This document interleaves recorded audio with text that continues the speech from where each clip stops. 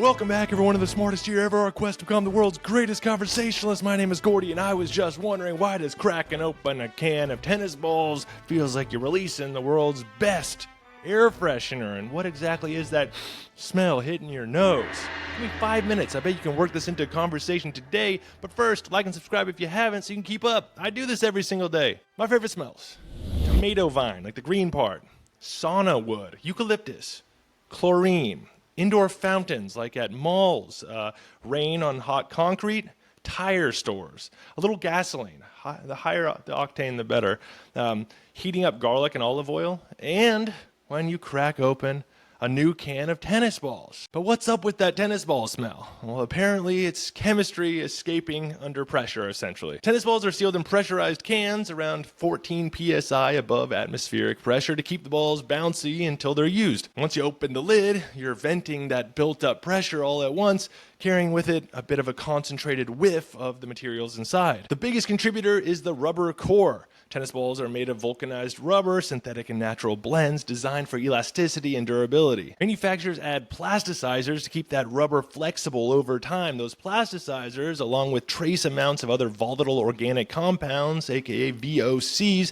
from adhesives and manufacturing, slowly off-gas inside the sealed can. When the can opens, the VOCs escape in a rush and your nose notices. And I couldn't find anything about the health implications, but I'm guessing if you sat in a small closet just huffing open cans of tennis balls for hours, you might start feeling lightheaded from VOC exposure, but other than that, it seems like you're good, all right? So let me have my hobbies. And there's also the felt covering, though it's not the main scent source. The felt, wool blended with nylon, is bonded to the rubber with adhesives, and those glues contribute faintly to the aroma. The felt itself mostly functions as a sponge for environmental smells.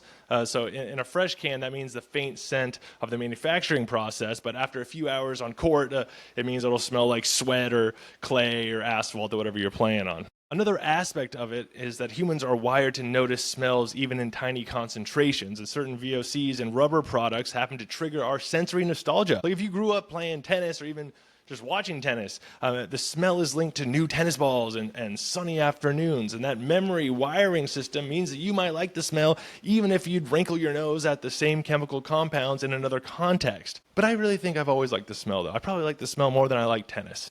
But the scent doesn't last. Once the balls are out of the can, the volatile compounds dissipate quickly, and environmental factors like heat, humidity, they accelerate the process. The same chemistry that gave you the nice smell is also why the old balls lose their bounce. I had to say the old balls, because if I said why old balls lose their bounce, I would have laughed. As plasticizers and gases escape, the rubber gets stiffer and the internal pressure drops. And for some, the smell is actually pleasant enough to bottle. While researching this, I saw that there are now niche perfumers who have created fragrances that mimic a freshly opened can of balls, with blends of grass, citrus, and synthetic sport notes standing in for actual VOCs. So there you have it. Why do tennis balls smell so good? Well, it's because a sealed tube has been quietly marinating in its own volatile chemistry, waiting for you to set it free. And also because the human brain is always ready to romanticize a hit of nostalgia. Let me know what your favorite smells are. Any of the ones that I listed make sense to you? Any of them completely don't, in the opposite direction? I'd love to know. I'd love to calibrate my brain off someone else's, so let me know. Go check out my sources, which can be found in the YouTube description. Leave me a comment, rate, like, subscribe, share this with someone who likes this sort of thing.